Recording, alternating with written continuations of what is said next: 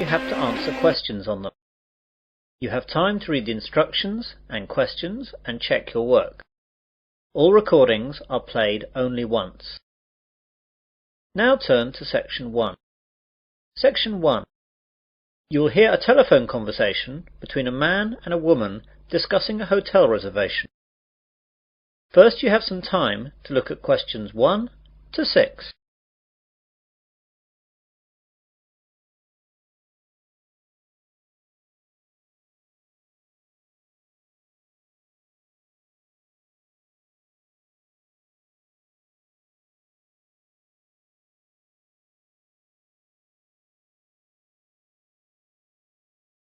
You will see that there is an example. This time only, the conversation relating to this will be played first. Sunrise Hotel. Good morning. Barbara speaking. Hello, my name is John Griffin. I'd like to make a booking for tonight, please. Are there any rooms still available? Yes, there are a few left. What were you wanting? Well, I'm on a business trip, so I only need a single room. Mr. Griffin is on a business trip, so B is the correct answer. Now we begin. You should answer the questions as you listen, as the recording is not played twice. Listen carefully to the conversation and answer questions 1 to 6. Sunrise Hotel. Good morning. Barbara speaking. Hello, my name is John Griffin. I'd like to make a booking for tonight, please. Are there any rooms still available? Yes, there are a few left. What were you wanting? Well, I'm on a business trip, so I only need a single room. I don't think that will be a problem. Let's look. Yes, there's one single room left. Shall I book it for you? Yes, please. That would be great. Right then, let me get a pen. So what's your name again, please? John Griffin. That's JOHN GRIFFIN.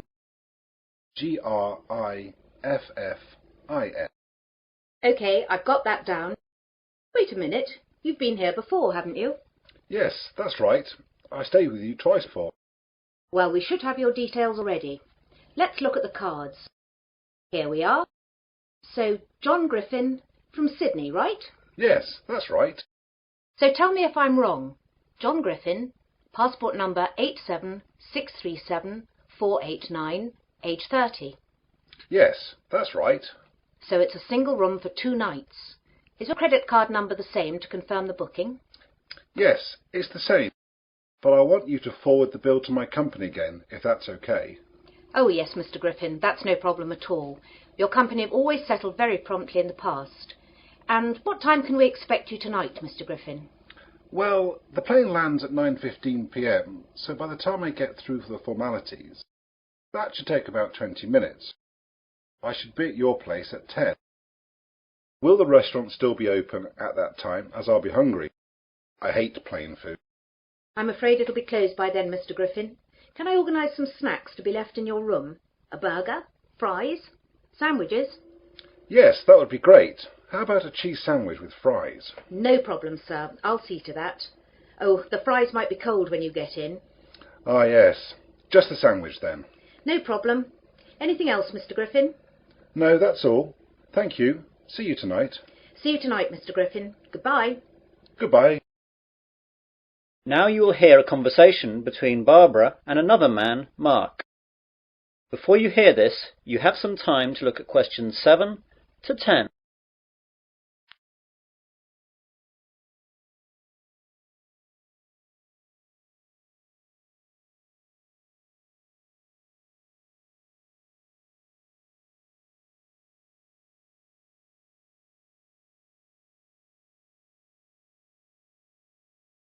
Now listen carefully and answer questions 7 to 10. Oh, Mark, that was Mr. Griffin. You know that nice man from Sydney who's been here a couple of times before? He's booked a single room for 2 nights from tonight. Oh, good. Wait a moment. Which room have you put him in? I put him in number 22. Is that okay? I think so. Let me just check. Oh, blast. There was a booking earlier this morning. All the singles are now gone.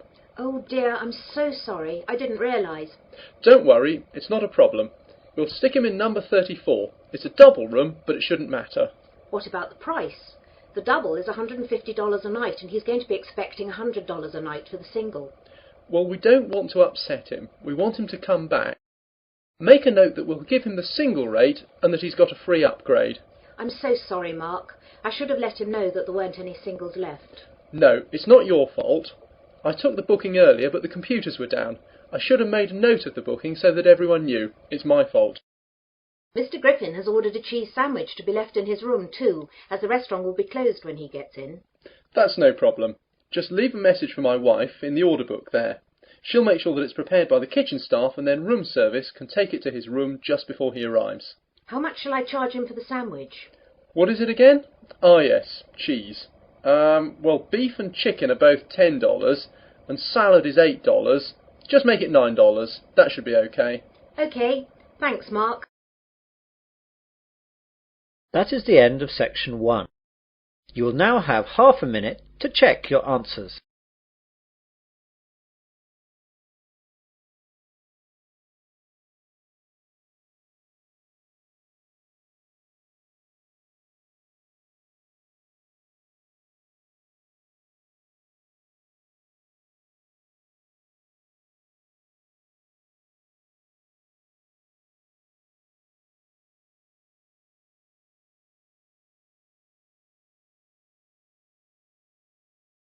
Now turn to section 2.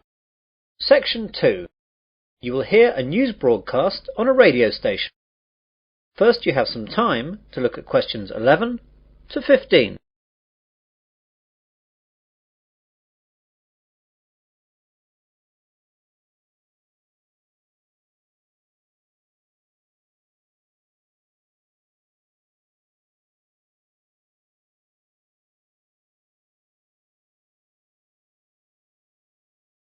Now listen carefully to the news broadcast and answer questions 11 to 15.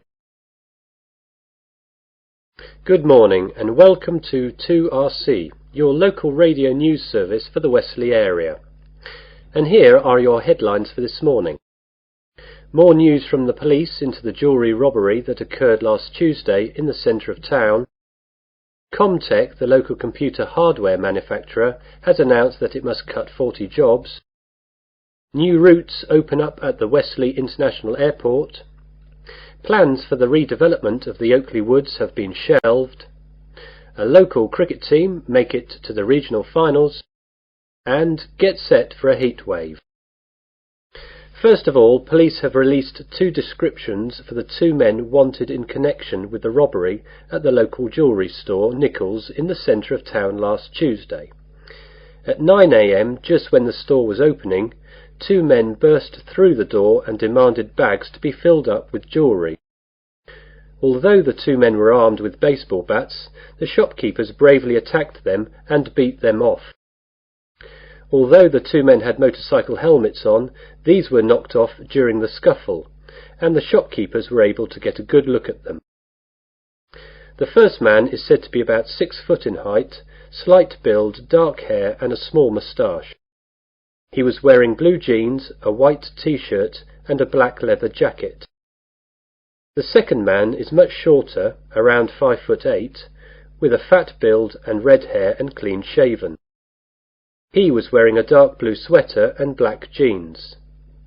They are both probably in their early 20s. The police hope to issue photo-fit pictures later today. The public are urged to call Wesley Police if they think they recognise either of the 2 men. You now have some time to look at questions 16 to 20.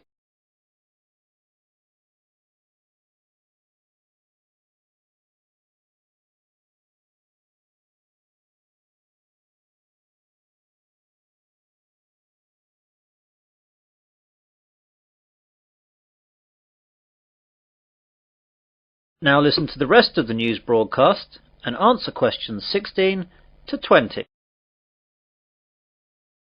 Comtech last night announced that they must release 40 workers. This was blamed on a downturn in sales and increased competition. The jobs to be lost will be a mixture of early retirement offerings and a spread from all departments in the company.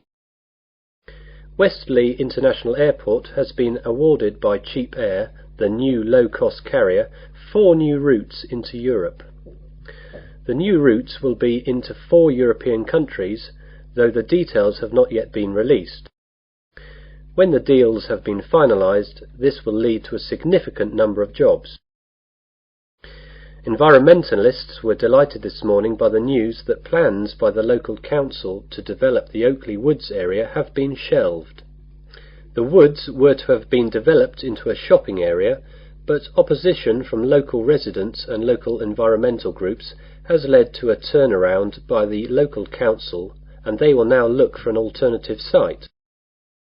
Westley Green, a local pressure group, says they are ecstatic that the council has bowed to the wishes of people in the area. Mr. George Finchley, Mayor of Westley, made the announcement and said that the committee responsible took all available information into account before taking the decision, and he hopes that Westley residents are happy that the local council are sensitive to their wishes when making decisions. East Moors CC, a local league cricket club, has made it to the finals of the Sunday League knockout cricket competition.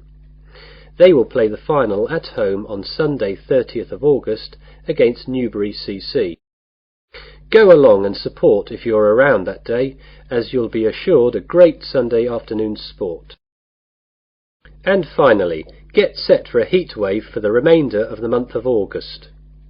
Weather experts have assured us that we will have 3 weeks of unbroken sunshine till the end of the month. Great news, but those of us who are experienced with the British weather will most likely greet this news with, "Let's wait and see." That is the end of section 2. You will now have half a minute to check your answers.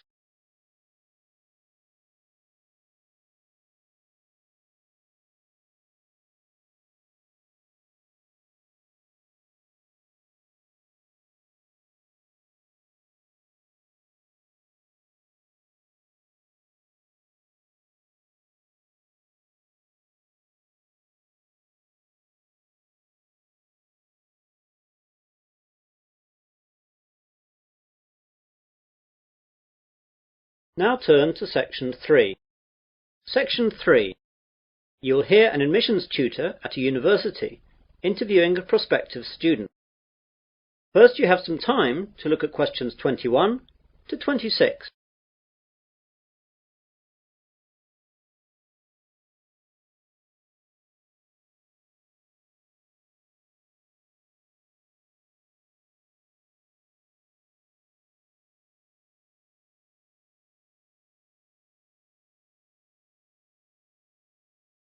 Now listen carefully and answer questions 21 to 26. Hello there, it's Robert Johnson, isn't it? Yes, that's right. First of all, thanks for coming to this interview and thanks for applying to the engineering department of Westley University. This is a fairly informal interview where I just get to know you and find out what kind of person you are.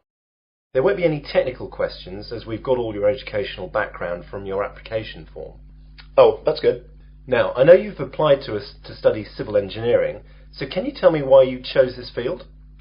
It's a mixture of reasons, really. First of all, I've always been fascinated by building things. Whenever the family was on the holiday, I would always be interested in the local bridge and all that. My father is a civil engineer too, so he'd always be able to explain things. And it was he, I suppose, who really fostered my interest. I'm lucky as well, because my best subjects at school were maths and physics, which are the ones that are of particular use for engineering. So you'll be keeping it in the family then? Yes, my brother wants to do the same thing as well, so you'll probably get an application from him in another 2 years. Great. Now then, I noticed from your application form that you took a year off between school and university.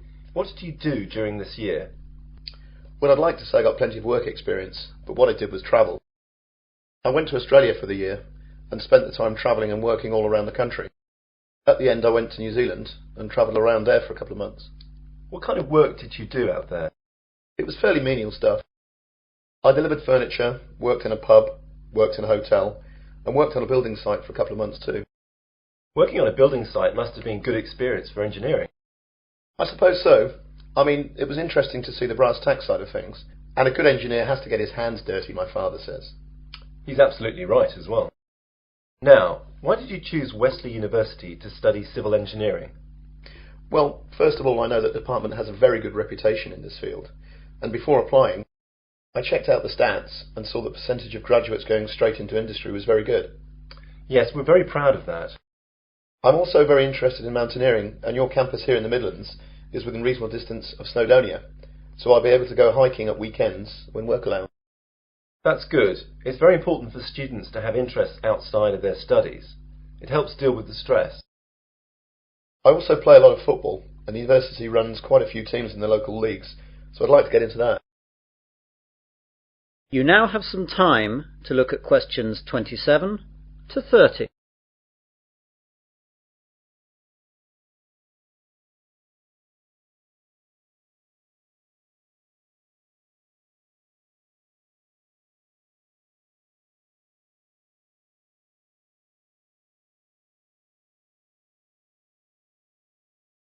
Now listen to the rest of the interview and answer questions 27 to 30. Is there anything you'd like to ask me about the course? Yes, the information in the prospectus wasn't very clear about assessment. How will I be assessed over the 4 years of the course? Well, as it's a sandwich course, you'll be working in industry for the third year, and there won't be any exams for that year. In the first year, you'll have exams at the end of May. You'll probably have 5 papers to sit then. The second year is identical to the first year. You have to pass the exams in these years, but they won't actually be part of your degree. In the fourth year, you'll have to write a dissertation of a minimum of 15,000 words, and most people use their time in the third year, when they're working, to use as a basis for their dissertation. So the third year can be spent doing the hard work for the dissertation, leaving the fourth year to polish it, and study for your finals. What will I have to do for the finals? There will be 8 papers in all during June, and these will be based on work done throughout the entire course. It's hard and a stressful time, but students usually cope with it. Anything else? Yes, I'd like to ask. That is the end of section 3. You will now have half a minute to check your answers.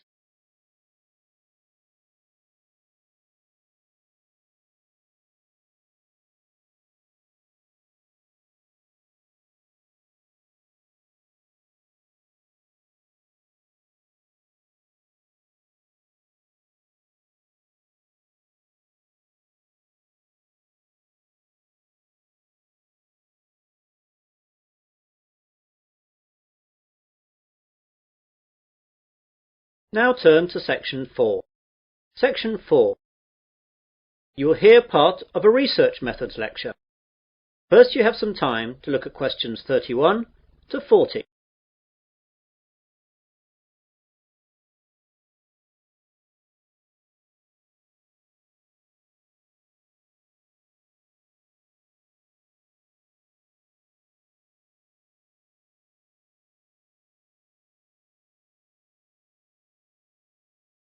Now listen carefully and answer questions 31 to 40. Good afternoon, ladies and gentlemen. Welcome to this auxiliary lecture on research methods. This lecture is not aimed specifically at one particular course, but is a general lecture that will be relevant to any student who must conduct research into a topic for his or her course. For most of you, this will be the research that you need to do in order to write your dissertation and theses. It has been said that First World societies are no longer industrial societies, but information societies. That is, our major problems and tasks no longer mainly centre on the production of goods and services necessary for survival and comfort, but rather require a prompt and accurate flow of information on preferences, needs and behaviour. This is why surveys today are regarded with so much importance. What then is a survey? Today, the word survey is used most often to describe a method of gathering information from a sample of individuals. This way, the results can be projected from the sample to the larger population. An important consideration to take at the start is to decide how large a survey to perform. The sample size required for a survey partly depends on the statistical quality needed and the size of the total population of the area in question. Even so, there is no simple rule for sample size that can be used for all surveys. Analysts, though, often find that a moderate sample size is sufficient statistically and operationally. A properly selected sample of only 1,000 individuals can reflect various characteristics of the total population, but it is not always needed to sample the entire population for your needs. I'd like now to look at some of the types of survey available to us, and the focus here will be on methods for surveying individuals and companies. Mail, telephone interview, and in-person interview surveys are the most common ways for doing this. The latter can be in offices, homes, or on the street. Mail surveys can be relatively low in cost. A decent response rate, though, is the major problem. Mail surveys can be most effective when directed at particular groups, such as subscribers to a specialised magazine or members of a professional association. Telephone interviews are an efficient method of collecting some types of data and are being used increasingly. They lend themselves particularly well to situations where timeliness is a factor and the length of the survey is limited. For students such as you, though, cost will be an issue. In-person interviews in a respondent's home or office are good when complex information is to be collected. It could involve a great deal of travelling around, though. Street interviews could also be useful as they are easy, but the sampling is not very scientific. We also need to look at the content of our surveys. Surveys can focus on opinions and attitudes, or on factual characteristics or behaviour. Many surveys combine types of question. Questions may be open-ended, such as, "Why do you feel that way?" or closed, such as, "Do you approve or disapprove?" The questionnaire may be very brief, a few questions taking 5 minutes or fewer, or it can be quite long, requiring an hour or more of the respondent's time. Also, because changes in attitudes or behaviour cannot be reliably ascertained from a single interview, some surveys employ a panel design, in which the same respondents are interviewed on 2 or more occasions. There are also certain ethics to be looked at in conducting surveys. Some of you will see that the information that you will compile is of value to companies operating in that particular sector. Therefore, you must always bear in mind a few guidelines. Surveys should be carried out solely to develop statistical information about a subject. They should not be designed to produce predetermined results or as a ruse for marketing and similar activities. The industry standard for all reputable survey organisations is that individual respondents should never be identified in reporting survey findings. All of the survey's results should be presented in completely anonymous summaries, such as statistical tables and charts. That is the end of section 4. You will now have half a minute to check your answers.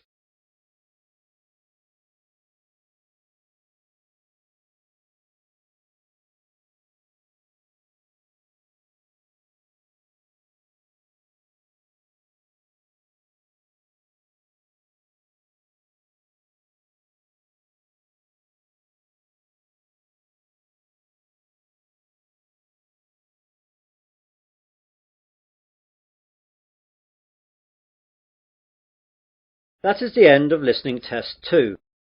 In the IELTS test, you would now have 10 minutes to transfer your answers to the listening answer sheet.